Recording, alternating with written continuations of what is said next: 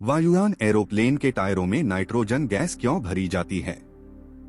क्यों और कैसे फटते हैं बादल? भारत को अंग्रेजी में इंडिया क्यों कहते हैं? बरसने वाले बादल काले क्यों दिखाई देते हैं? तो आज हम इसी तरह के कुछ फैक्ट के बारे में बात करेंगे। अगर वीडियो पसंद आए तो लाइक और शेयर जरूर करें और चैनल को सब्सक्राइब कर देना।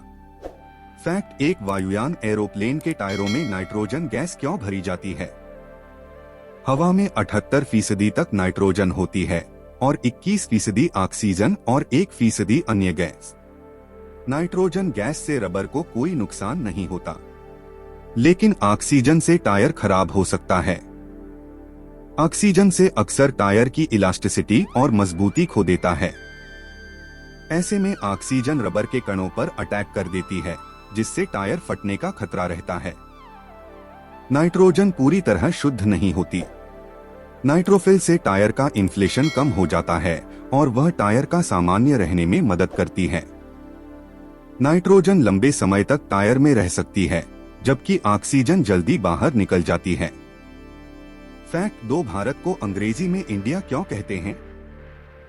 भारत को इंडिया इसलिए भी कहते हैं क्योंकि स्वतंत्र भारत के संविधान निर्माताओं ने इस शब्द को अंग्रेजों की विरासत के रूप में देश का दूसरा नाम स्वीकार किया था। अंग्रेजों के भारत पर शासन काल में इंडिया नाम प्रचलित और रूढ़ हो चुका था। जहां तक इंडिया शब्द के अंग्रेजी में आने की बात है, इसके लिए हमें थोड़ा पीछे चलना होगा।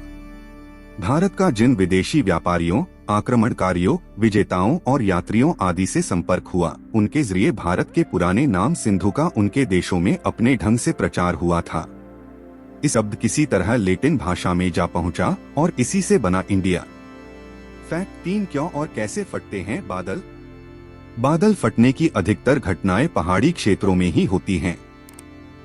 इस तरह की घटना में भारी नमी से वाली हवा अपने रास्ते में खड़ी पहाड़ियों से टकराती है, जिससे एक खास तरह के बादलों का निर्माण होता है। नमी से भरे इन बादलों को ऊपर की ओर ले जाने वाली वायु जब कमजोर पड़ जाती है, तो अचानक ही इन बादलों से मूसलाधार बारिश शुरू होने लगती है, जिसे बादल का फटना कहते हैं। मतलब बादलों के फटने के लिए खास तरह के बादल जिम्मेदार हैं। फैक्ट 4, बरसने वाले बादल काले क्यों दिखाई देते हैं?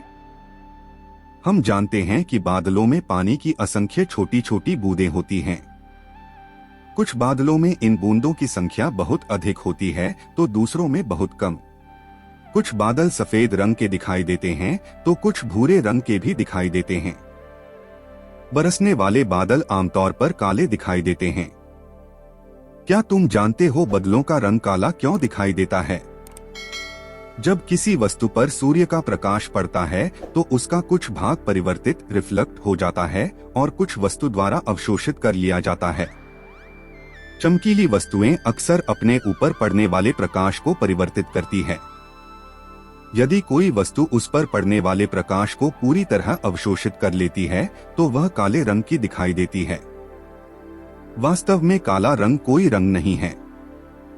बरसने वाले बादलों में पानी की असंख्य बूंदें होती हैं, जो प्रकाश के सभी रंगों को अवशोषित कर लेती है। इसलिए बरसने वाले बादलों का रंग काला दिखाई देता है। आकाश में जब ऐसे बादलों की संख्या अधिक होती है, तो दिन में भी अंधकार सा हो जाता है, क्योंकि ये बादल सूर्य के प्रकाश को अवशोषित कर लेते हैं और उसे धरती पर नहीं आने देते। ये बाल बर्फ के बहुत छोटे छोटे कणों से मिलकर बने होते हैं और इनकी ऊंचाई भी बहुत अधिक होती है। बर्फ के कण प्रकाश के लिए पारदर्शक होते हैं, इसलिए कांच की भांति इनमें से प्रकाश आर पार निकल आता है।